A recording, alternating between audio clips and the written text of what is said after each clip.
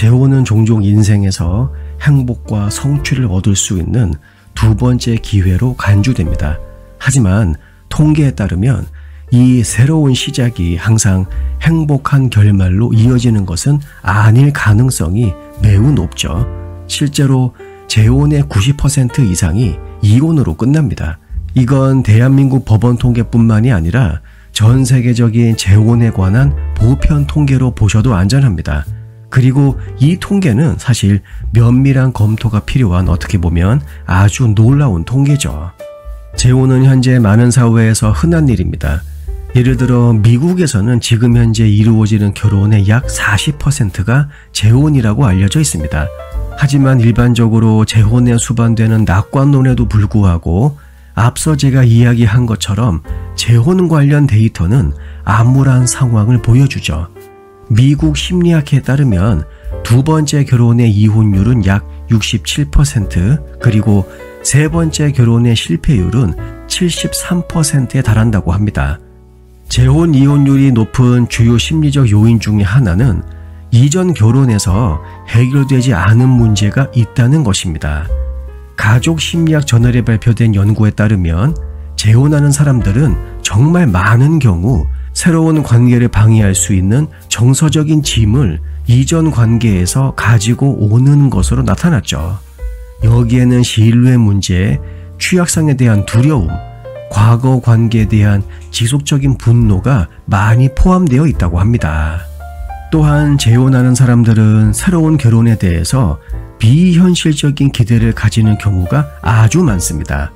국립 스텝 패밀리 자원지원센터의 연구에 따르면 많은 재혼 부부들은 새로운 결합이 이전 결혼을 괴롭혔던 문제로부터 자유로울 것으로 기대합니다. 하지만 이러한 기대가 충족되지 않으면 그 즉시 환멸이 생겨서 갈등이 생기고 궁극적으로는 이혼에 이르게 되는 것이죠. 그리고 아시겠지만 이전 결혼에서 태어난 자녀도 재혼의 성공이나 실패에 중요한 역할을 할 수 있습니다. 혼합 가족은 관계를 긴장시킬 수 있는 독특한 여러 가지 문제를 가지고 있습니다.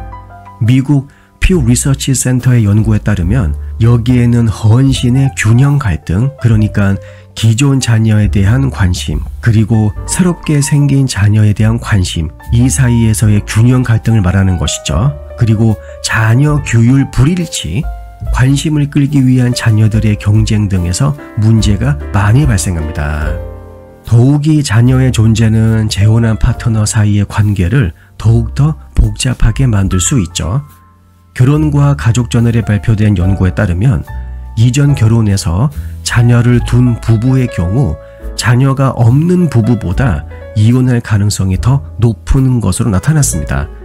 이것은 부분적으로 자녀의 욕구로 인해서 새롭게 맺어진 부부가 자신들의 관계에 투자하는 데 필요한 시간과 에너지가 손상될 수 있기 때문입니다. 또한 재정적인 문제는 결혼 생활의 스트레스와 이혼의 원인으로 잘 알려져 있으며 재혼도 예외는 아니죠. 가족연구연구소의 보고서에서는 재정적인 부담이 재혼한 부부의 이혼을 예측하는 아주 중요한 요인임을 재차 강조하고 있습니다.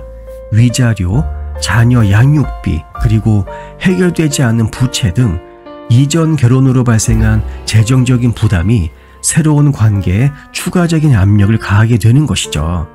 게다가 재혼 시 경제를 합치는 것도 상당히 어렵습니다.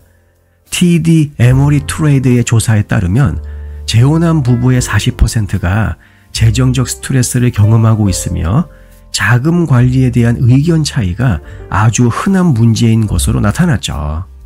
그리고 나이와 성숙도도 재혼의 성공에 영향을 미칠 수가 있습니다.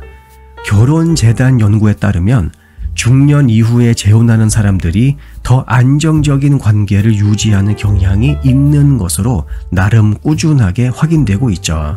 왜냐하면 나이가 많은 부부는 정서적으로 더 성숙하고 재정적 안정이 더 좋을 수가 있으며 일단 상대방에 대한 기대치가 굉장히 현실적이기 때문입니다. 따라서 재혼, 이혼의 위험이 낮아지게 되는 것이죠.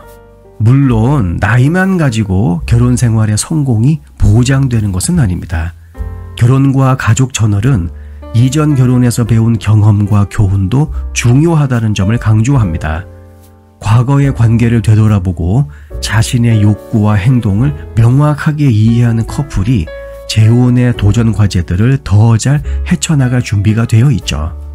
마지막으로 재혼 커플들은 재혼을 초혼보다 훨씬 더 쉽게 결정하는 경향이 강합니다.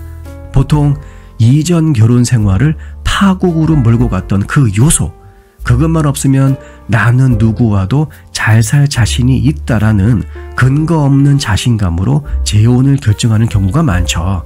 하지만 여러분, 완벽한 사람 이 세상 어디에도 없습니다.